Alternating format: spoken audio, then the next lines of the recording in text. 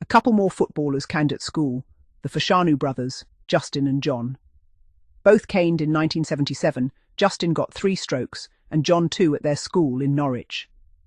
John was born in Sep 62 and Justin in Feb 61. Both started their footballing careers at Norwich. The echoes of discipline in those days stretched far beyond the football pitch, shaping boys into men, or so it was believed. Check out Ronnie O'Sullivan's new autobiography. He talks about the wallopings his dad used to give him, culminating on one occasion with a severe slippering, which left him with a very sore bum. The slipper, a household object, became a symbol of authority and consequence. Rick Mayall, in his recent autobiography, alludes to having received the slipper at school in a spoof letter to his former headmaster. Humour often softened the memory, but the sting was real enough. Howard Donald, of the famous Take That fame, once mentioned getting the cane at school in an interview apparently. Even pop stars weren't immune to the rituals of discipline. Howard Donald was quoted in the Take That annual of 1994. "I got the cane about 7 times and the slipper twice, in answer to the question, 'Did you ever get detention at school?' The tally of punishments became a badge of sorts, a shared experience among classmates. The information about Teddy Sheringham came from a Man Ut magazine, which used to run a feature each week, asking Man Ut players about their school days. One of the questions was, "Did you ever get the cane?" He recalled getting the slipper in PE once or twice, and the cane for throwing a snowball in class. "My hands were still cold when he hit me and it was very sore. The cold, the sting, the memory, etched in time." In his autobiography, Kevin Peterson mentions getting the cane both at school and at home in SA. He was born in 1980, so this must have been in the 1990s. The tradition lingered, even as the world changed around it.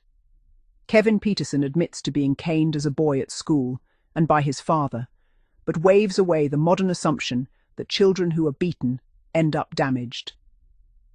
"I think corporal punishment was right. I was naughty at school, I got caned, so what?" he asks. "I don't think there's a problem with it. I got clouted. So what?" Actually, from what I've read, I think you can probably take it that just about every male who went to school in South Africa up to, and including the mid-1990s, was caned. It was theoretically abolished in 1996. The end of an era, but the stories remain. The slipper, the cane, the belt, each had its place in the memory of childhood. For some, it was a lesson in respect. For others, a source of fear or even rebellion. The rituals of discipline were woven into the fabric of daily life, from the school corridors to the cramped living rooms of council estates. In the 1970s and 80s, stories of slipperings and canings were passed around the playground like urban legends. Who got the most? Who cried? Who laughed it off? The bravado masked the anxiety, but everyone remembered the sound of the slipper on the floor, the hush before the blow. Even teachers had their reputations. Some feared, some respected, some mocked behind their backs. The implements of discipline were as much a part of the school as the chalk and the blackboard. At home, the slipper might hang by the door, a silent warning. Mothers and fathers, each with their own approach, some quick to punish, others reluctant, but all shaped by the times they lived in. Today, the stories are told with a mix of nostalgia and disbelief. Did that really happen? Children ask. The world has changed, but the memories linger, stitched into the fabric of family lore. For every famous name who recalls the sting of the slipper, there are thousands more whose stories remain untold. The lessons learned about authority, about fairness, about resilience, echo down the years, long after the bruises have faded.